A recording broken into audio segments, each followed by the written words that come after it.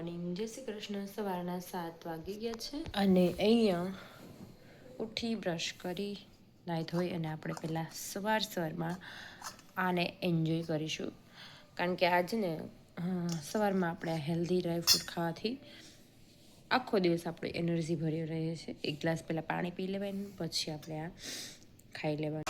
અને જો આજે સવારમાં હું તો બનાવી રહી છું રોટલી, કારણ કે હમણાં આપણા ગુજરાતીઓના ઘરમાં છે ને હંમેશા રોટલી તો બનતી જ હોય છે. તો મેં વિચાર્યું કે ચલો આજે આપણે રોટલી બનાવી દઈએ. અને અહીંયા બનાવ્યું છે આપણે હલ્દી પિસ્તાવાળું દૂધ, જો બાળકો માટે બહુ જ સારું હોય છે. અને જો આ જે ડ્રાયફ્રૂટ છે એ મેં ખાઈ લીધા છે અને વિશ્વમને બાકી છે. તો જો અહીંયા વિશ્વમ પણ ઉઠી ગયો છે.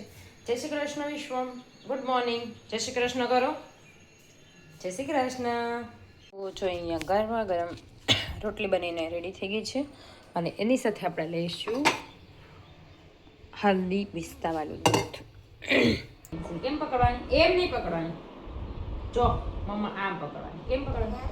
યસ, આમ આમ ટેરવામાં પકડવાની. ગાનો અહીંયા હું તને શીખવાડું પણ આમ પકડ. ઓકે, આમાં કરો. જો પેન્સિલ જો બી પકડો પણ આવી રીતે અહીંયાથી એવી રીતે પકડવાનું સ્ટાર્ટ કરવાનું. પછી ધીમે ધીમે વાન કરવાનું. આવું છે વિશ્વમને તો બહુ બુકનો શોખ છે. તું દૂધ પાણીમાં વાકી દઈ. યસ. તો જો હું અહીંયા ધોઉં છું કપડાં અને હું જ્યાં કામ કરતી હોય ત્યાં વિશ્વ ઓલમોસ્ટ આવીને બેસી જાય. જો વિશ્વ અહીંયા આવીને મારી પાસે બેસી ગયું છે. હાય કરતો હોઈશ. વિષ્ણુ છે ને એકલા ગમે નહીં, તો હું જ્યાં કામ કરું ને પાછળ રહે તો પછી એમ પરેશાન ના કરે પણ ક્યારેક કરી દે. તો ચલો જો અત્યારે મારા કપડાનું મેં કામ ઉપાડ્યું છે, થોડા કામ ચોળીને પછી હું મશીનમાં નાખી દઈશ અને પછી કચરા પોતાનું બધું કામ ફટાફટ પતાવી દઉં. પછી તમને મળે બધું કામ કરી અને કપડાં પણ ચેન્જ કરી લીધા છે. હું જનરલી છે ને કપડાં નાહી તો લઉં સવારમાં ઉઠીને તરત, પણ હું બીજા જે નાઇટ ડ્રેસ હોય ને એ પહેરી લઉં. કારણ કે પછી છે ને કામ કરે ને તો આપણા નવા જે કપડાં હોય ને ખરાબ થઈ જાય અને સ્મેલ આવે, તો પછી આપણને ગમે નહીં. વેજીટેબલ દાળ પાલક વડે બનાવું છું. તો એમાં મેં 3 દાળ લીધી છે.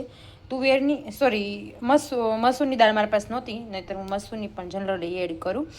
અને ચણાની તુવેરની અને મગની 2 લીધી છે. અને પાલક અને ગાજર.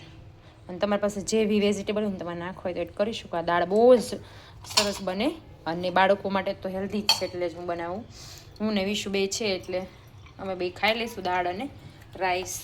તો જો આ મૂકી અને પછી જઈશું ગાર્ડનમાં. અને વિશુને મેં ડેટી આપી દીધી છે ને તો એ વિશુ ખાય છે. અને બધા ટોયઝ જો ફેલાવેલા છે. ચાલ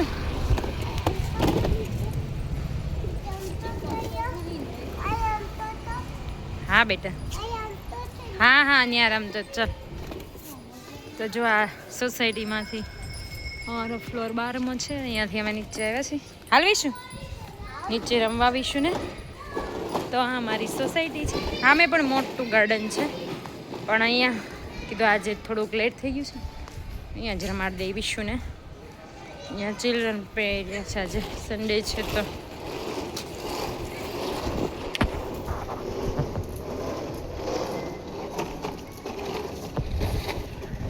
પવન મસ્ત છે.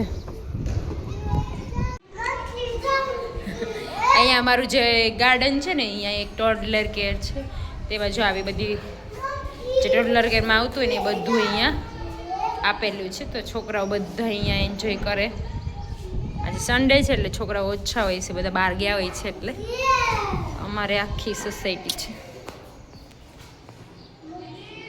તો આ રીતનું કંઈક છે, તમે જોઈ શકો છો. પવન એટલો સરસ ઠંડો આવે છે ને. નાનું એવું ગાર્ડન છે પણ એકદમ સરસ છે સોસાયટીનું. કરે કે કીટી પાર્ટી કરે. શું લાવીશ આર્મી તું? હે આવડા તે કીટી પાર્ટી કરું બોલ. આપણે કઈ કરી પોતાનું જ ખાવાનું કે અલગ અલગ ખાવાનું? બધાને આપવાનું, બરાબર, શેર કરવાનું.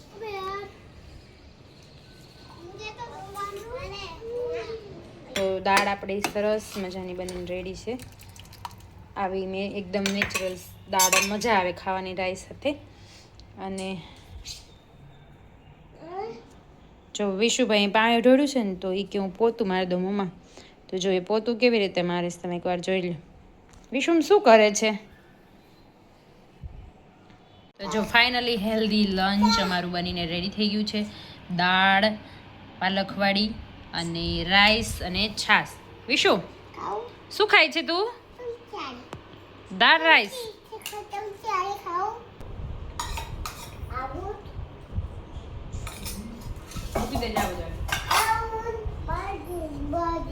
ઉપડશે તારથી ઉપડી જાય.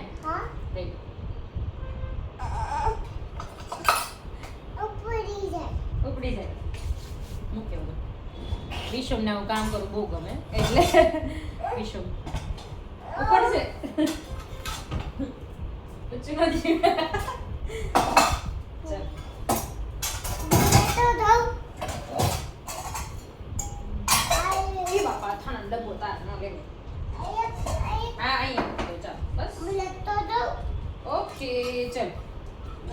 તો જો 12 વાગ્યા છે અને જમીન વહેલા ફ્રી થઈ ગયા છે અમે.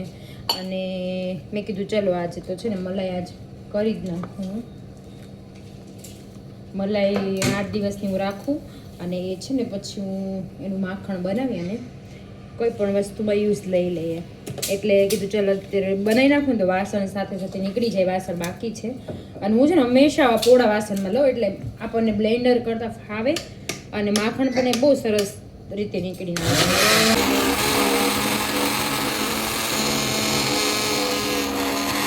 ને. 5 વાગી ગયા એટલે આપણા કાઠિયાવાડમાં શું કે રોંઢો થઈ ગયો. રોંઢો થઈ જાય ને એટલે જનરલી બધા કેવું ચા પાણી પીવે. ગામડે આપણે જે પેલાના ગવડી હતા ને એને ઉઠીને તરત ચા પીવા જોઈએ બપોર પછી એમ. તો આપણે અત્યારની જનરેશન કોઈ ચા પીતી જ નથી. એટલે અત્યારે હું બાળકોને હંમેશા એ જ હેલ્ધી આપણે કંઈક ને કંઈક આપતા હોઈએ છીએ. બધી જ મધર એવું જ કરતી હોય છે, હેલ્ધી જ આપતી હોય બાળકને. તો અત્યારે જે સિઝન છે ને ચીકુની, તો મેં વિચાર્યું કે ચલો આજે આપણે ચીકુનું જ્યુસ બનાવી દઈએ. વિશુ નીચે ના પડે બેટા. અને કાલે મેં ખજૂરવાળું દૂધ આપ્યું હતું બાળકને. એટલે આપણે છે ને તમે ચા દૂધ આપતા હોય ને જનરલી મધર બધી ગુજરાતી ચા દૂધ આપતી હોય છે. પણ પ્લીઝ બાળકોને ક્યારેય ચા દૂધ ના આપવું જોઈએ. બહુ જ નુકસાન કરે છે. 10 વર્ષ સુધી બાળકોને ચા ના આપવો જોઈએ એવું પીડિયાટ્રિશિયન કહે છે. તો તમે પણ એક બાળકોને ધ્યાન રાખો. બાળકો અત્યારે જનરલી 1 થી 2 જ હોય છે બધાને. એટલે આપણે બાળકોને જેટલું હેલ્થનું ધ્યાન રાખશું ને એટલું આપણા માટે જ સારું છે. તો આગળ ક્યારેય પ્રોબ્લેમ નહીં થાય. હું મારા બાળકને એટલું ધ્યાન રાખું છું તો મારું બાળક ક્યારેય બીમાર નથી પડ્યું. સિરિયસલી સાચું જે છે એ તમારી સાથે શેર કરું છું. તો હંમેશા આપણે બાળકને જે હેલ્ધી હોય ને એ જ આપો. તો ચલો આ જ્યુસ બનાવીએ અને હું તમને મારી આ ચેનલમાં હું તમને રિયાલિટી જે રિયલ હશે ને એ જ તમને હું શેર કરીશ. બાકી કોઈ ફેક યા ફિલ્ટર વાળું કોઈ નહીં કરું. જો અત્યારે મારો ફેસ થોડું કાળો આવે છે ને તો તમને એ જ રિયલ મૂકીશ. કોઈ બી ઇફેક્ટ નહીં કરું. શું ખાધું? આપો ને આપો ને. એમાં તો કોઈ હોશિયાર છે પીવામાં. તો આવી વસ્તુ જો એને છે ને બહુ જ ભાવે. બધી થોડુંક વસ્તુ ફેંકી હતી ને તો વિશુભાઈને રિમાન્ડમાં લીધા હતા. જો વિચારતા ટાઈમ થઈ ગયો ને તો 6:30 થઈ ગયા અને મોડું પણ આજ ખરેખર થઈ ગયું છે. તો એ વિશ્વમ કે મારે બસ બહાર જવું છે મંદિરે. જોઈ લ્યો એને. બસ મેં એને કીધું કપડાં ચેન્જ કર પણ કે નહીં મારે આજ પહેરવાશે. બચ્ચો કે જીદ હોય ને એની સામે આપણું કાંઈ ચાલતું જ નથી એવું કહેવાય ને એવું છે. તો ચલો હવે એને મેં કીધું કાંઈ નહીં જે ગમે છે ભલે પહેરેલા. અને હવે અમે નીકળી રહ્યા છીએ બરાબર છે. તો અહીંયા એક બાજુમાં મંદિર છે ને ત્યાં જઈએ છીએ.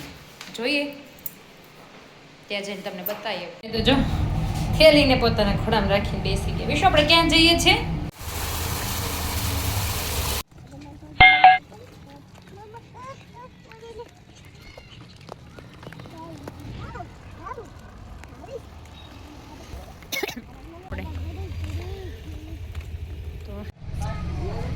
જય વાડીનાથ મહાદેવ મંદિર. જે શું છે? જખાત્રીસ છે. અચ્છા એટલા માટે. ઓકે આજે 31 છે.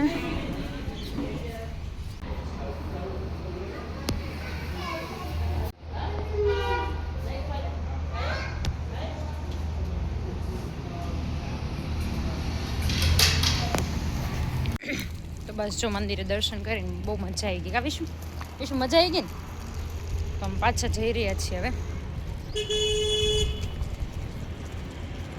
તો મારે એવું જ કહેવાય, આજે 31 હતી, મને ભૂલાઈ જ ગઈ. અને પાછળ જો આ બેન જે છે એ આપણે કીડિયાળું પૂરવાની પેલા હતું કે કીડીઓની આપણે બિચારાને ખોરાક જોઈએ તો એને પણ આપણે ખોરાક આપવો જોઈએ.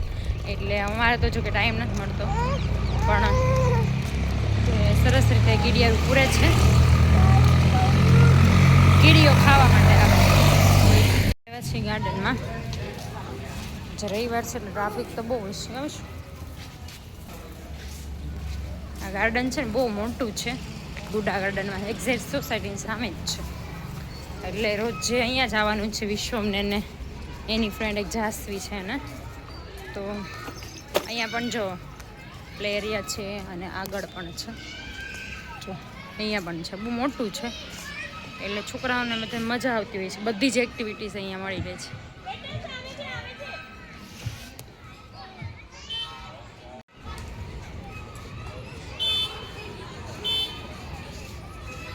ચલ અહીંયા રમવા માટે જો સ્લાઇડિંગ ને બધું કંઈક ને કંઈક ખાલી હશે. ચલ હા, કેવું પડે છે? સ્લાઇડિંગ કરવી છે તારે આમાં?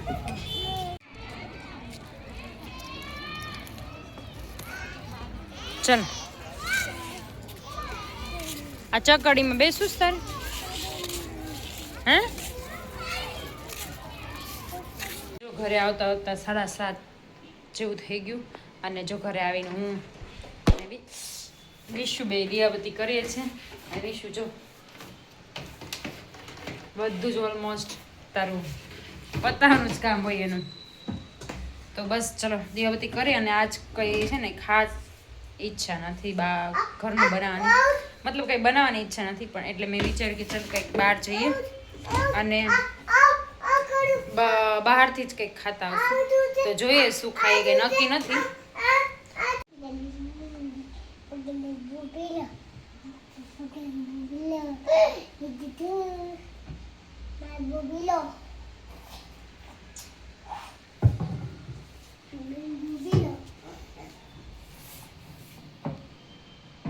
દાબેલી સેન્ટરમાં જે છે હા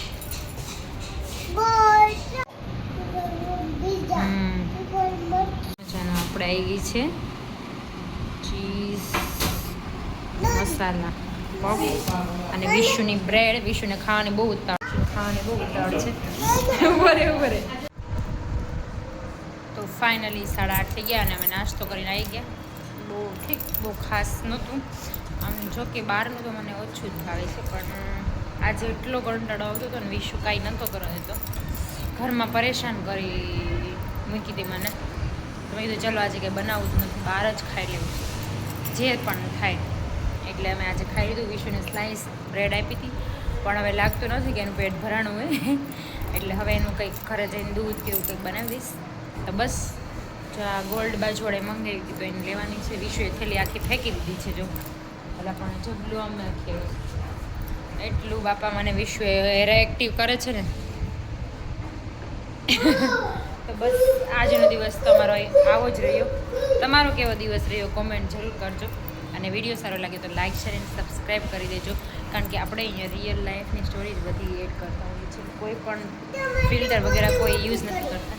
તમને રિયલ લાઈફ જોવી ગમતી હોય ને તો મારી ચેનલને સબસ્ક્રાઈબ કરજો. અને અત્યારે જો એ સોસાયટીમાં સિનિયર સિટીઝનના એરિયા છે ને એમાં બેઠા છીએ. મતલબ એવું નહીં સિનિયર સિટીઝન બધા બેસી શકે.